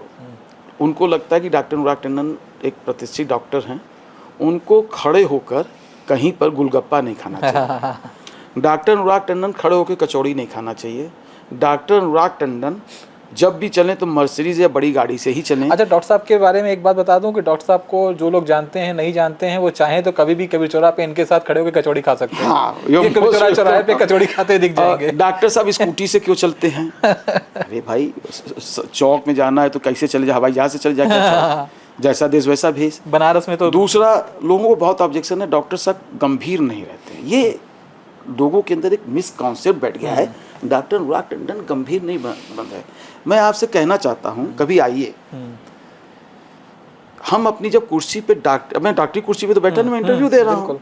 जब मैं डॉक्टरी की कुर्सी पे बैठता हूँ तो सराउंडिंग हमारे ओम नमः शिवाय, गायत्री मंत्र या हनुमान चालीसा या सुंदर कांड का पाठ चलता है, यही ओटी में रहता है। मेरा फुल कंसंट्रेशन मरीज पे रहता है। मैं वहाँ पे गंभीर हूँ, वहाँ पे भी वैसा गंभीर नहीं हूँ कि खड़ूस डॉक्टर वाला गंभीर। सही गंभीरता से मरीज देखता हूँ। मरीज के आया है तो उसको थोड़ा सा हंसा के भेजता हूँ। बिल्कुल। दूसरा, आप अनुराग टंडन को कैसा गंभीर चाहते हैं? क्या अनुराग टंडन हंसी मजाक ना करें, किसी को हंसाए नहीं? लोगों को बड़ा ऑब्जेक्शन है कि मैं अपने डांस की रील फेसबुक पे डाल देता, शेयर करते रहते हैं, और बहुत बार देखा है मैंने भी। और इसका कुछ लोग तो बहुत अप्रिशिएशन करते हैं, कुछ लोग मेरी पत्नी से शिकायत करते हैं कि इतने बड़े डॉक्टर होके बताइए डांस कर रहे हैं। तो मैं एक चीज़ पूछना चाहता हूँ, एक डॉक्टर क्या अपनी खुशी नहीं मना सकता है? क्या वो डांस नहीं कर सकता है? कुछ कहते हैं आप डांस कीजिए लेकिन फेसबुक पे मत डालिए, तो फायदा ही क्या? तो भाई अपनी खुशी ना दिखाएं। हम अपनी खुशी, फेसबुक का मतलब कि हमारे सब दोस्त तो यार देख रहे हैं ना कि अनुराग टंडन मस्त है, हंसी मजाक जोक चुटकुले मैं अपने दोस्तों के बीच में कर रहा हूँ ना। कोई मैं नॉनवेज क्या कुछ ऐसी गंदी हरकत तो नहीं कर रहा हूँ जाके। तो ये दिमाग से हटा दीजिए कि मैं गंभीर नहीं हूँ। नहीं, मैंने डॉक्टर साहब को बड़ा अच्छा लगा था मुझे देख के, जब भारत ने मैच जीता था और डॉक्टर साहब अपनी टीवी के सामने नाचते हुए दिखाई पड़े थे। नहीं, आप सोचिए कि भोलेनाथ की नगरी में है, बाबा भोले के घर के समीप रहते हैं। बनारसीपन मेरे रग रग में बसा है और बचपना मैं अपना ख़त्म नहीं करना चाहता हूँ। क्यों ख़त्म करूँ? और बाबा की नगरी में रह के मस्त नहीं रहे, बनारसीपन में नहीं रहे, तो फिर बनारस छोड़ के हमको यूरोप चले जाना चाहिए। वहीं कोने में पड़े रहेंगे फ्लैट के अंदर, अपने फ्लैट में पड़े रहेंगे, सवेरे उठेंगे, डॉक्टरी करेंगे, शाम को लॉन्ग टेनिस खेलेंगे, एक क्या कहते हैं, 2-4 लोगों के साथ, 2-4 लोगों के साथ पिएंगे, वाइन पिएंगे, मौज करेंगे, मस्ती करेंगे, हफ्ते 2 दिन लॉन्ग रूट पे चले जाएंगे। वो जिंदगी जीना अच्छा है कि बनारस में रह के बाबा का दर्शन करके हर हर महादेव कहना, उससे बता का गुरु का हाल बाल चाल है। अब एक तो तुमको बहुत बढ़िया जोक सुना है तुमको, वही सड़क पे खड़े होकर थोड़ा जोक सुना दिए, तो इस पे लोगों को लगता है कि डॉक्टर टंडन गंभीर नहीं है।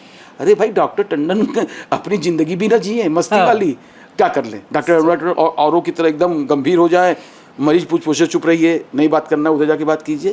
कहने का मतलब है आदमी को अपनी ओरिजिनलिटी, मैं ओरिजिनली बनारसी हूँ, 400 वर्ष पुराना इतिहास है हमारा खानदान का। बिल्कुल। मेरे पिताजी, मेरे कंजेनाइटल हमारा म्यूटेशन हो चुका है बनारसीपन का, तो मैं डॉक्टर क्या प्रधानमंत्री बन जाऊंगा? थोड़ा बहुत बनारसीपन रहेगा, रहना ही चाहिए। हाँ, पद के साथ साथ थोड़ी सी गरिमा मेंटेन करना चाहिए, इस बात से मैं सहमत हूँ। तो पद की गरिमा रखते हुए मैं बहुत जगह देखता हूँ, तो उस गरिमा को भी मेंटेन करता हूँ। लेकिन आप ये उम्मीद कीजिए कि हर समय मैं गंभीरे बना रहूँ, तो मैं अगर 5-7 साल 10 साल जीना है तो 2 साल में मर मरा नहीं, जाऊंगा। फिर पेशेंट के साथ हम उतना अच्छा रह भी नहीं पाएंगे कि अगर पेशेंट के साथ तो आपको दोस्त बन के रहना है। जब तक आप थोड़े हंसमुख नहीं होंगे तो पेशेंट जब तक हंस के ना निकले आपके कमरे से, ऐसे ऐसे क्वेश्चन करते हैं पेशेंट, आप विश्वास नहीं कीजिएगा, ऐसे ऐसे क्वेश्चन करते हैं कि आप अपना कोई दूसरा डॉक्टर हो तो कपार थाम ले। उसके क्वेश्चन का जवाब, मैं ऐसे एक एग्जांपल देता हूं, मैं फैको ऑपरेशन करता हूं, या मरीज तो जानते हैं, मरीज किससे पूछेगा? मरीज को दिक्कत है, आप उसको झटक देंगे, ये भी कोई पूछना होगा? हटो यहाँ से। नहीं, मरीज तो मरीज है, वो तो अपने डॉक्टर से बता ही पूछेगा, नहीं पाएगा अपने बारे में। अब मैं बाहर निकलता हूँ, मैं जबकि बोल देता हूँ देखिए सिर्फ आंख में पानी नहीं जाना चाहिए, ये 2 दवा डालना है और कोई प्रिकॉशन नहीं रहना, उसके बाद भी मरीज पीछा नहीं छोड़ते। ये बतावा डॉक्टर साहब का खाएं? गोलगप्पा खा सकते हैं कि नहीं? तो हमको गुस्सा उस्सा नहीं आता है। हमने कहा एक चीज बता दो, या तुम डायबिटीज के मरीज हो? कहा नहीं। तो हमने कहा ये बताओ खाना कहाँ से खाते हो? कहा मुंह से। तो उसको सीधा आंसर नहीं देते हैं, मुंह से। ऑपरेशन कहाँ का कराए हो? कहा आँख से। तो अगर आँख से खाना खाते हो तो आँख पे कुछ बताएंगे नहीं खाना है। अरे यार जो खाते हो, जो पीते हो, सब खाओ पियो, सब खाओ। हाँ, एक चीज और कहते हैं, लेकिन अगर जो चीज नहीं खाते थे और नहीं खा रहे हो वो मत खाओ। हाँ। और ये ऑपरेशन जो मैं कर रहा हूँ विश्व की सबसे नई टेक्नोलॉजी है, सिर्फ मात्र 2 दवा डालना, एक रात को सोते समय, एक दिन भर में 6 बार, और आंख पे गंदा पानी ना जाए बस। अब ओके बाद एक जने फिर पूछते डॉक्टर साहब चावल खा सकते हैं? तो डॉक्टर साहब ई कर सकते हैं। फिर मैं मुस्कुराता हूँ। अरे हमने कहा भैया पेशेंट ऐसा ही होता है, मैं कभी पेशेंट से इरिटेट होकर जल्दी बात नहीं करता हूँ। एक चीज, पेशेंट ऐसा ही होता है, जब तक मरीज ऐसे ना, कुछ मरीज है अपनी मेरी जिंदगी के 30 साल 35 साल मेडिकल में, कुछ मरीज आते हैं बड़ा एग्रेसिव होके। देखिए मैं एक सिद्धांत की बात आज आपको बता दूं जी, हर आदमी नोट कर लिए, कभी भी जिंदगी में किसी को अपमानित मत कीजिए। बिल्कुल सही बात है, चाहे वो रिक्शे वाला क्यों ना हो। चाणक्य का अपमान हुआ था तो साम्राज्य खत्म हो गया। हाँ, ये मैं कहने वाला था। आप किसी को मार दीजिए वो बर्दाश्त कर लेगा, मुंह से निकली गंदी वाणी जब तक आदमी जिंदा रहता है उसको भूलती नहीं है। भगवान कृष्ण, देखिए मैं बहुत बड़ी बात बता रहा हूँ, वो तो भगवान थे ना जी, वो तो बर्दाश्त करने के अंदर उनका क्षमता थी। गंभीरता से समझिएगा, शिशुपाल से कह दिया था, शिशुपाल को 100 देखो तुम 100 बार गाली दोगे तो हम बर्दाश्त कर सकते हैं, वो क्योंकि वो भगवान थे। शिशुपलवा माना नहीं, 101 गाली में भगवान उसी जिद पे आ गया इसकी, तुम तो क्या हम कर तो लोगे? भगवान के भक्त हैं ना। तुम अगर हमको पहली बार अपमानित करोगे तो हम वहीं पे पलट के इतना अपमानित कर दूंगा कि तुम्हारे 7 जन्म तक हमारे पास आने से डरेंगे। और अगर तुम हमको धमकी दोगे कि हम तुमको गोली मार दूंगा, तो मैं डंके की चोट पे कह रहा हूँ कि तुम पहले बाद में तुम हमको गोली मारोगे, पहले हम तुमको गोली मार के अपने गोली मार लेंगे। हमको हड़काना नहीं, हमारे साथ अपमानित नहीं। मैं किसी को अपमानित नहीं करता हूँ, जिंदगी में नहीं किया, एक मेरा सिद्धांत है, और न किसी का अपमान सहता हूं। कितना बड़ा आदमी है, बहुत से मेरे साथ जिंदगी में किस्से घटे, किसी ने मुझे अपमानित करने की कोशिश किया, मैंने उसको रगड़ के इतना रगड़ दिया कि वो रोने लगा।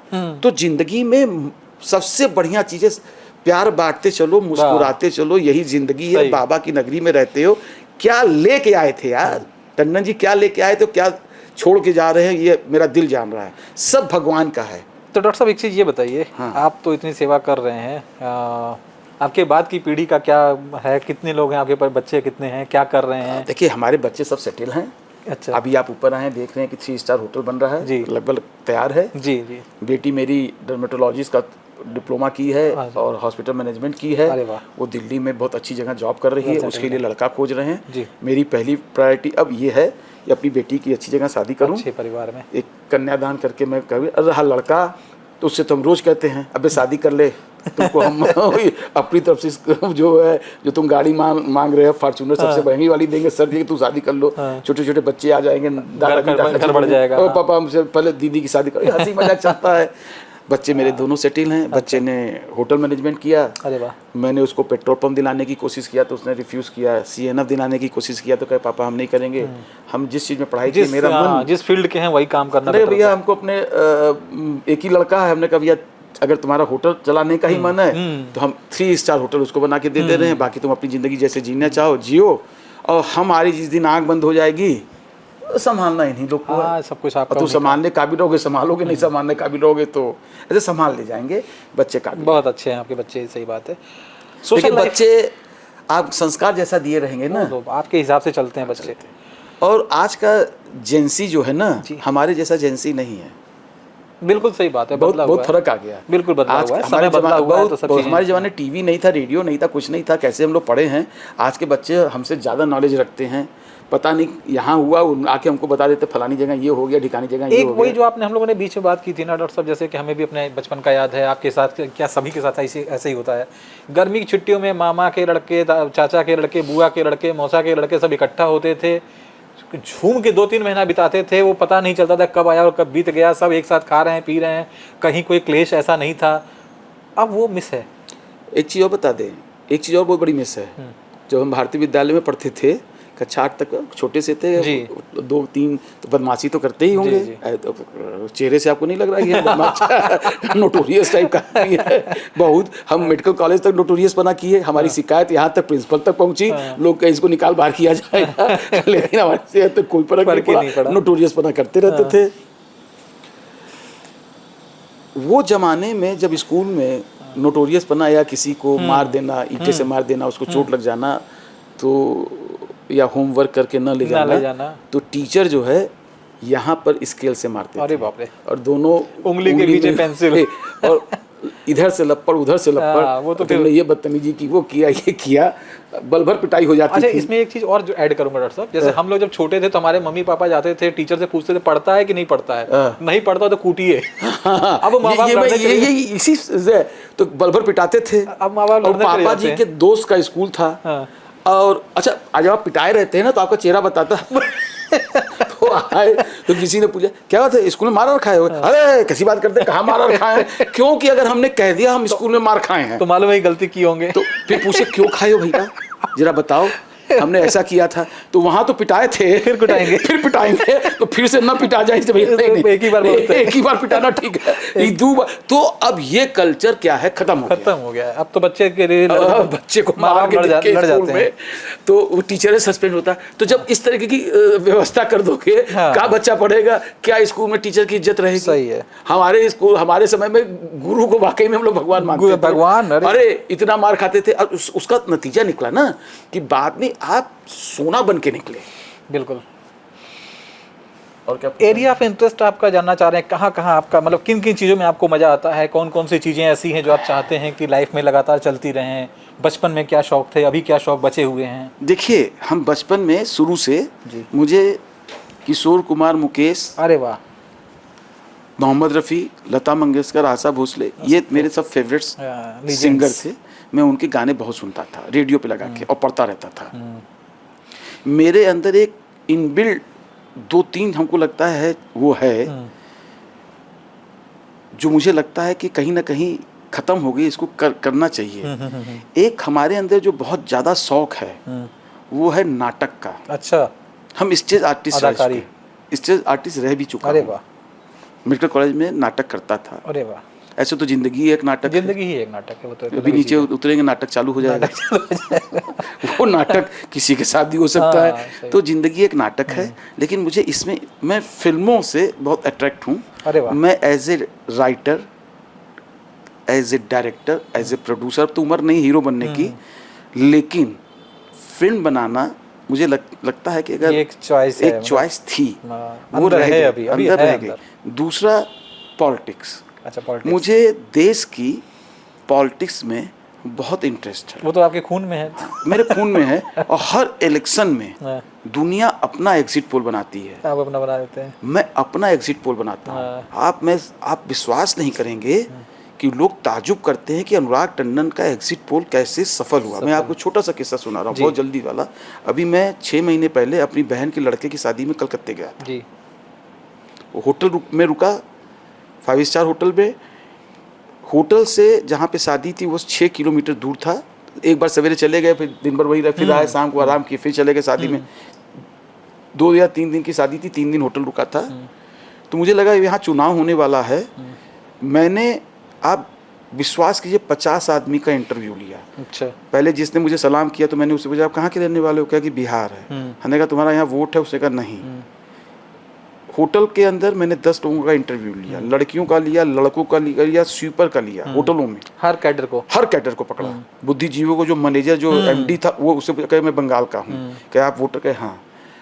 इसी तरह गाड़ी से रुका, ड्राइवर से कर रोक दो। वहाँ पान की दुकान थी, पान की दुकान में 2, 4, 10 लोग खड़े थे। हमने कहा भैया एक तो पान दे दो, उसमें देखो भैया सुपारी मत डाल देना। मुझे पान जो मैंने बनारस के अलावा कहीं अच्छा नहीं लगता है। सुपारी उपारी से लगता है दांत खराब होते हैं। तो बहाने से उतरा तो वहाँ बात है, भाई साहब आप बंगाल के, आप कहाँ से? बनारस। अरे मोदी जी के, हाँ मोदी जी के यहाँ से। ये बताइए यहाँ दीदी का क्या हाल है? तो इस तरीके से मैंने 50 लोगों का सर्वे किया। आप विश्वास करेंगे 50 में 49%। अब आप सोचिए, इसी को आप 50,000 से गुणा कर दीजिए। 49% लोगों ने कहा कि दीदी बहुत बुरी तरह से हार रही है, भाजपा की लहर चल रही है और 210 सीट। मैंने कुछ नहीं बोला। मैं बनारस में आया, मैंने कई लोगों से कहा, कांग्रेसियों से कहा, उनसे कहा, डॉक्टर साहब आप वन साइडेड सोचते हैं, अपना मनमानी करते हैं, ऐसा हो ही नहीं सकता, दीदी को कोई हरा ही नहीं सकता है। मैंने बहुत बड़े बड़े नेताओं से कहा। अच्छा, मैंने भी नहीं सोचा था कि ये होगा। और मैंने 6 महीने पहले भविष्यवाणी की थी कि 210 सीट। आपने, हमको लगता है मैंने कोई ऐसा नीचे के स्तर पे जाके किया, लेके अपर क्लास तक जाके मैंने इंटरव्यू ले लिया। और इंटरव्यू मैंने एग्जिट पोल बना दिया जी। और जब एग्जिट पोल आने लगा तो मेरी पत्नी कह रही थी तोरा एग्जिट पोल फेल होगा। कोई टीवी वाला आज तक ने दिखाना बंद कर दिया। 150 से ऊपर हमको नहीं लग रहा था कहीं नहीं। अरे हमने कहा मैडम, अनुराग टंडन अगर पॉलिटिकल एनालिसिस करे हैं तो गलत नहीं, अगर वो गलत हो जाए तो फिर हमारा पॉलिटिक्स करना बेकार है। सही है, बिल्कुल सही है। हुआ वही जो अनुराग, मैंने क्या कहते हैं, आसाम का नहीं किया था, मैंने त्रिपुरा का नहीं किया, केरला का नहीं किया, जहाँ गया। अब देखिए यूपी में चुनाव आ रहा है, मेरा एग्जिट पोल बनना तैयार हो गया है। अच्छा, शुरू हो गया है। शुरू हो गया। मैं जरूर उसके पहले आपसे फिर से मिलूंगा और पूछूंगा कि इस बार क्या। अब मैं कहीं एक कागज पे लिख दूं और जिस दिन रिजल्ट आएगा कहीं तो बोल ही दूं, बोल दूं। बिल्कुल बोलिए। अभी आज की तारीख में अगर आप चुनाव करवा देंगे तो योगी जी 300 350 सीट पा रहे हैं। 350 अभी करा दीजिए चुनाव। अच्छा।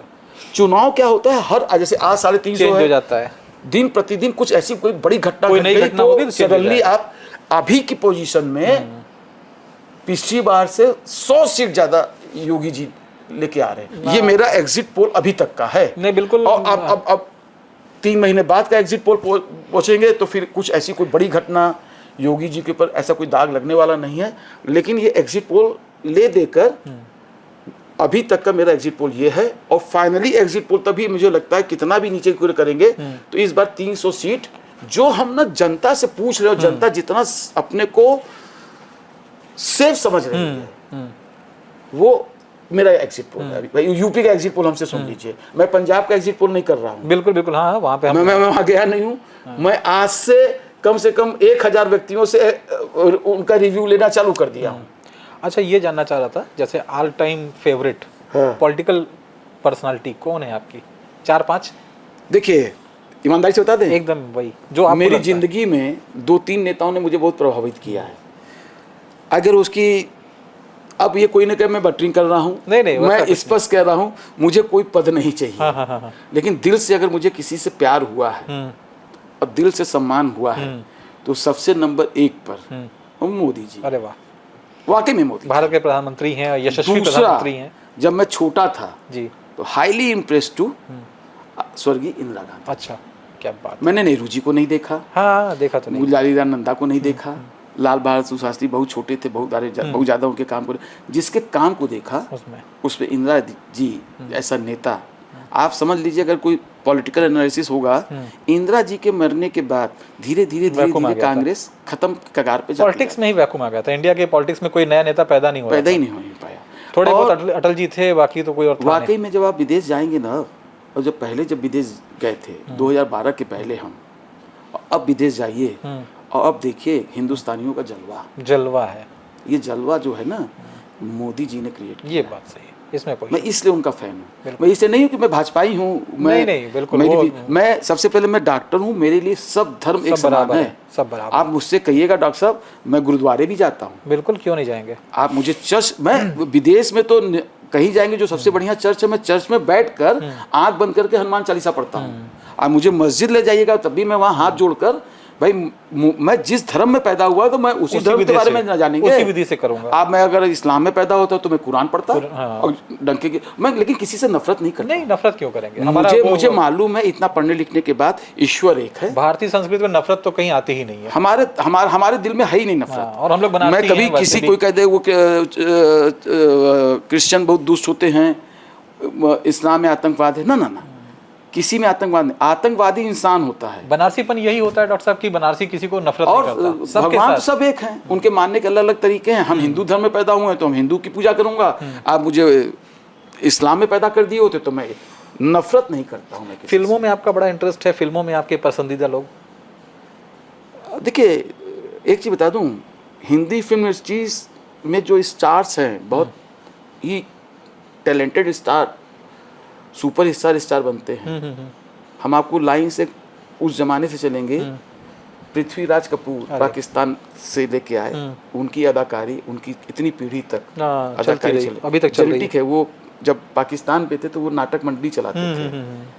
अब आइए दिलीप कुमार, अच्छा, राजेंद्र कुमार, मनोज कुमार, धर्मेंद्र, जितेंद्र, हम अपने जमाने के थे। और जो क्रेज और जो दो ही आदमी का मैंने रुतबा देखा, 3 आदमी का, राजेश खन्ना, क्या बात है। अरे वो तो अपने समय में भले ही 4 साल 5 साल रहा, जो भी टेन्योर था उसमें अपने एरोगेंसी के चलते वो चला गया। हाँ। उसके बाद अमिताभ बच्चन आज भी समझिए 50 साल से बादशाह बना हुआ है। 85 साल उम्र हो गई और अभी भी उस तरह कूदते हैं। क्या साला, कोई टीवी देखिए, कोई ऐड देखिए, अमिताभ बच्चन के अलावा कोई दिखता है आपको? दिखता नहीं है। हर चीज बेच रहा है। अब आइए नए में खान ब्रदर्स, शाहरुख खान, आमिर खान और शाहरुख खान, सलमान खान, इनकी पिक्चर अच्छी होती तभी तो लोग देखते हैं। तभी देखते हैं, और क्या, सब लोग देखते हैं। बिल्कुल। आज अमिताभ बच्चन सुपरस्टार बने तो क्या उसको एक विशेष समुदाय लोग जाके नहीं देखते वो एक मास देखता है, पूरा मास देखता है। अगर आप पिक्चर अच्छी बनाएंगे तो लोग पूरा देखेंगे, मास देखता है, लोग देखेंगे। तो एक हमारी नाम छूट रहा है डॉक्टर साहब, हम पूछना चाह रहे हैं कि वो कैसा लगता था आपको? मिथुन चक्रवर्ती गरीबों का अमिताभ बच्चन कहा जाता था। बने को मैं भूल गया उसको।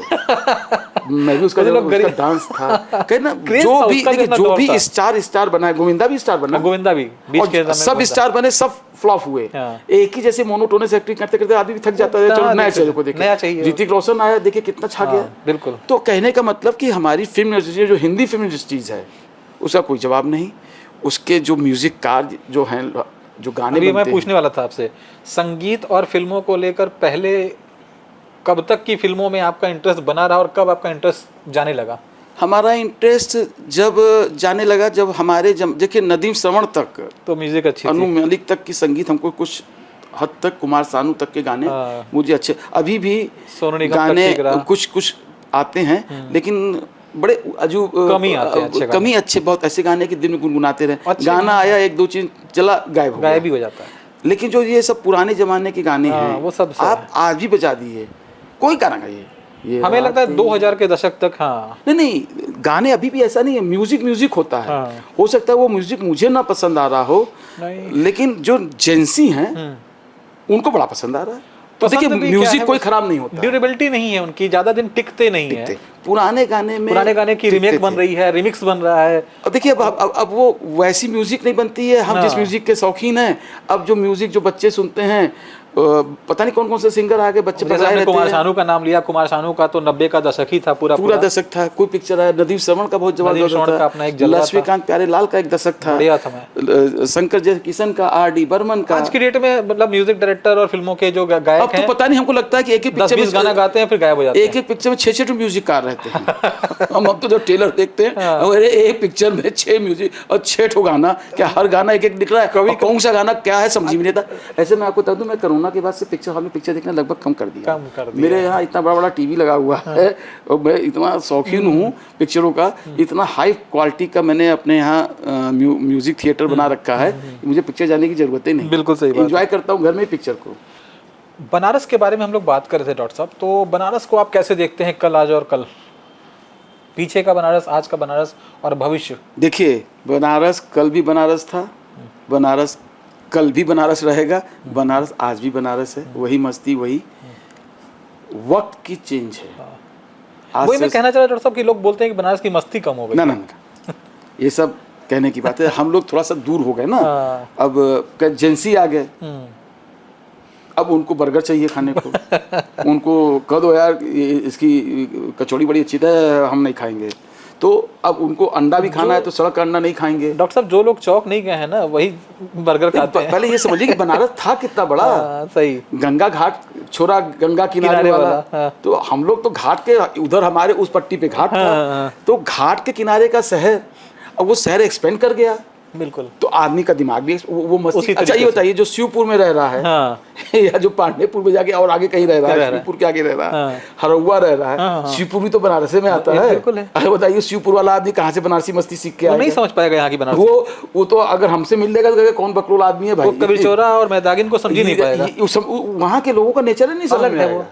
असल में वो सब लोग ज्यादातर बाहर से बसे हुए लोग हैं, बाहर से लोकल बसे, नहीं अगर हैं। उनकी पैदाइशी उधर ही हुई है, वो बनारस की मस्ती क्या जानते ही नहीं है। सही बात। अब बनारस की मस्ती जो थी, कुछ तो लोग इधर उधर चले गए ना, दूर दूर, कुछ कैंट में चले गए, कुछ और जगह फ्लैट पे, फ्लैट सिस्टम आ गया, परिवार बड़ा हुआ, लोग परिवार बड़ा हुआ और लोग बिखर गए। मस्ती कहाँ खत्म हुई है? आइए चौक पे, आज शाम को मिलते हैं, लक्ष्मी की चाय पे देखिए, एकदम लक्ष्मी चाय पे एक मजेदार, वहाँ पे मजा देखिए खड़े रहते कितना। आज भी लोग उसी तरीके से, आज चाय भिड़ा तो हमने हवा हो जाए, 80 की चाय, लक्ष्मी की चाय कहाँ खत्म हुई है?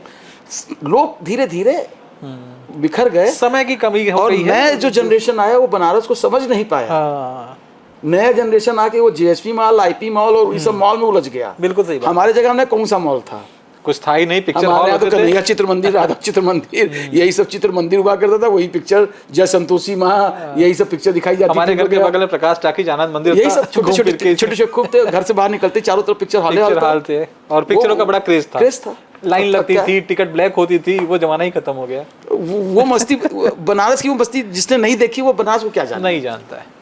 अब सबसे जरूरी बात डॉक्टर साहब, आपके हिसाब से, अब जब जो आपका प्रोफेशन है उससे संबंधित सवाल एक पूछना चाहूँगा, आँखों की सुरक्षा को लेकर आपके क्या सुझाव हैं? क्या करें कि आँखें सुरक्षित रहें, क्योंकि दुनिया को देखने के लिए आँखें चाहिए। जीवन का हर काम आँखों के बिना अधूरा है।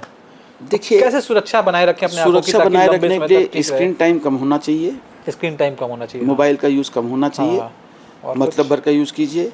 अगर आप जॉब कर रहे हैं कंप्यूटर पे तो AR0 एंटी ग्लेयर ग्लास लगाइए। ग्लास लगाएं। हाँ। इतनी तगड़ी धूप पड़ती है इंडिया के अंदर, अब गर्मी इतनी पड़ती है, जब बाहर निकलिए तो अच्छी कंपनी, ये नहीं कि चले गए एक बार इन्वेस्टमेंट करके अच्छी कंपनी का सन ग्लास लगाइए।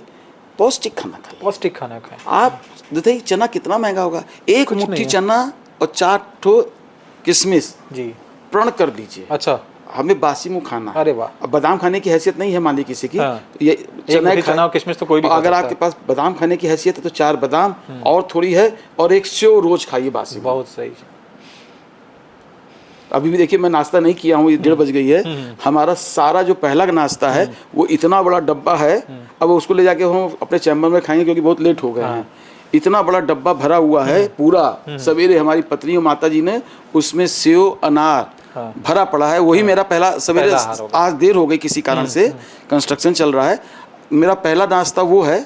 फिर मैं तैयार होकर पूजा पाठ करता हूँ तो मैं हल्का सा वो लेता हूँ और अगर मैं ओटी में चला गया जी। तो मैं दोपहर का खाना नहीं खाता हूँ। जी। मैं 20 रुपया अपने स्टाफ को देता हूँ, कहता हूँ बाहर चले जाओ, भुजा वाला अच्छा, नहीं होता, भुना। हाँ, भुना हुआ मटर और वो ले आओ, हाँ, वो खा के बड़ा मैं अच्छा ओटी चला जाता हूँ। सबसे बढ़िया आइटम है।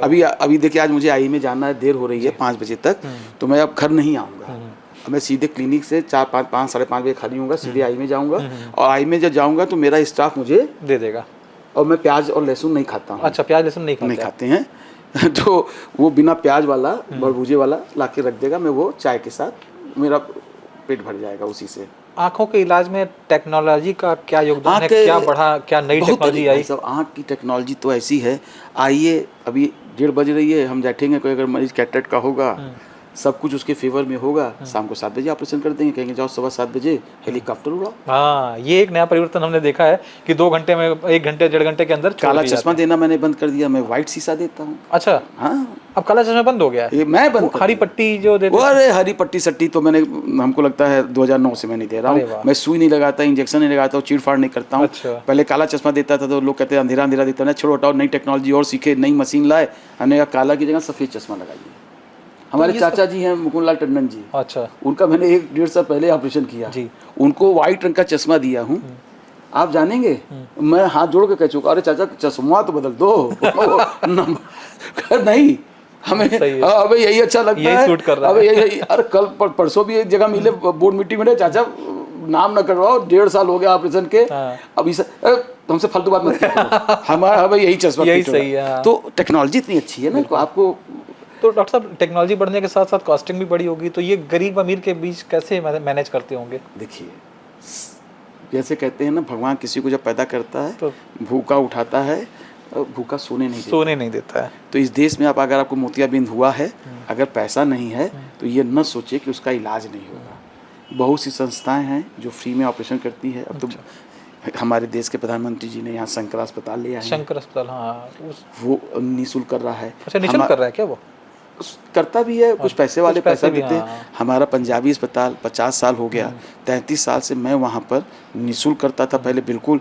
अब लेंस लगता है तो हम लोग क्या करते हैं कि कोई संस्था अगर लेंस दे देती है तो लेंस भी फ्री में लगा देती है। अगर संस्था लेंस नहीं दे पाती है तो मरीज से सिर्फ एक पर्ची कटवा कर लेंस का पैसा, कोई पैसा नहीं, सिर्फ लेंस का पैसा। हाँ, वही मतलब आप लोग तो चैरिटेबल ट्रस्ट का मतलब ये होता है कि अगर मरीज कहता है हमारे पास लेंस का भी पैसा नहीं है, अब उसको लेंस लगाना है, तो मेरे इतने क्लब के यार मित्र हैं, इतनी बड़ी हमारी सर्किल है, कर देता है। किसी को मैं फ़ोन कर देता हूँ, एक मरीज है यार, उसको 3-3.5 हज़ार रुपये खर्चा होगा लेंस का, एक तो ऑपरेशन तुम करा दो। और कुछ तो ऑपरेशन में आपको अपने मुंह से क्या तारीफ करें, नहीं, आपके बारे में पढ़ते रहते हैं। अगर 15 ओटी है, आज जैसे हमारी शनिवार मंगलवार को भी ओटी है, शनिवार को ओटी है मेरी, 12 केस हैं। अब आते आते 14-15 होगा, उसके बाद मैं रोक भी देता हूँ, भैया बहुत ज़्यादा हो रहा है।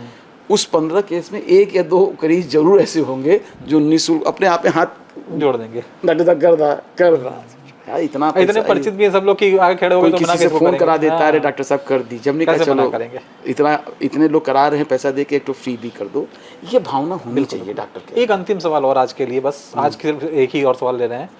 नेत्रदान आपने बहुत कराया है, और क्या मतलब कैसे लोगों को आप प्रेरित करेंगे, क्योंकि लोग इसमें बड़ा संकोच करते हैं, अपना आँख क्यों दान करें, अगले जन्म में आँख मिलेगी कि नहीं मिलेगी, ये सब चीज़ें जो दिमाग में चलती है। मैंने ज़िंदगी में इतना संघर्ष डॉक्टरी में पढ़ने में नहीं किया, जितना संघर्ष मैंने नेत्रदान के प्रोग्राम में उसको हिट करने में लगा दिया।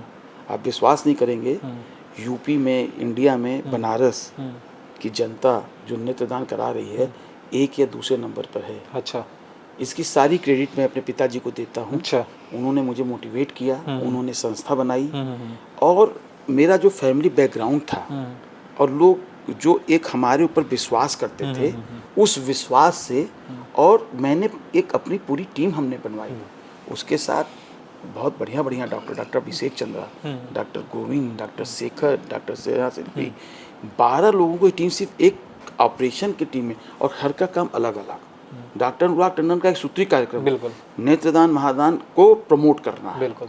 और क्या बनारस की जनता के लोग हैं, हाँ, दिखा दिया।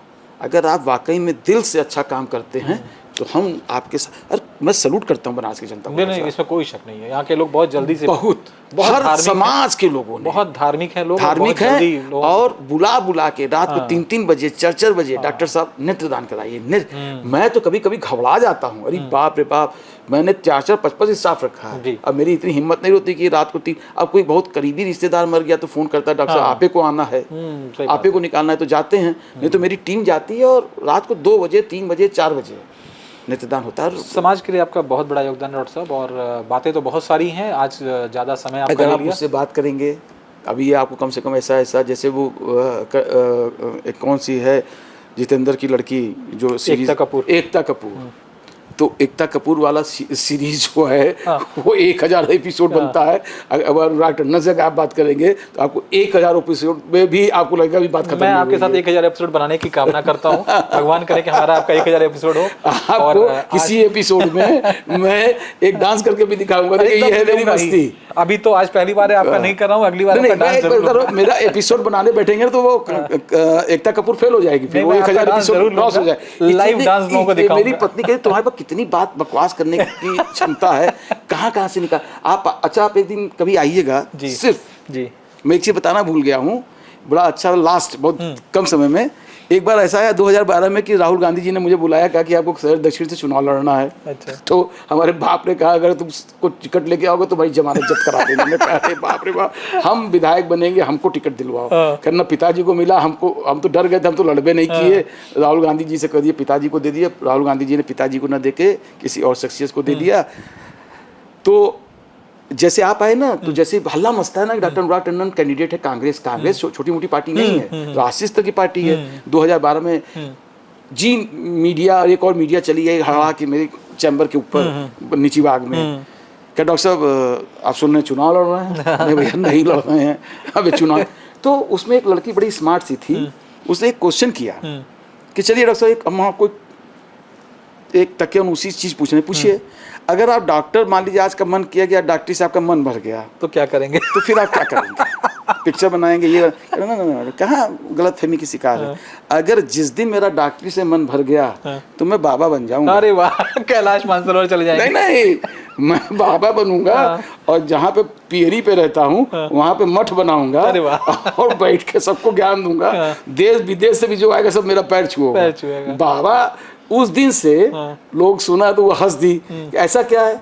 हमने कहा नहीं, बाबा बनने में फिर मैं तपस्या भी करूंगा, हनुमान जी की सिद्धि भी प्राप्त करूंगा, और जो इज्जत देश के अंदर बाबा की है वो कहीं किसी से की है नहीं। तो उस दिन के बाद से लोग मेरा नाम बाबा टंडन जी महाराज पियरी वाले कहना चालू कर, वो मैंने देखा है। तो मैंने भी उसको अपना निकनेम बनाई दिया, बाबा टंडन जी महाराज पियरी। तो कभी बैठेंगे, कभी अध्यात्म जब बात करेंगे ना, तो 10-20 एपिसोड सिर्फ अध्यात्म में बताएंगे, ईश्वर कौन है, कैसे बना, कहाँ से आया।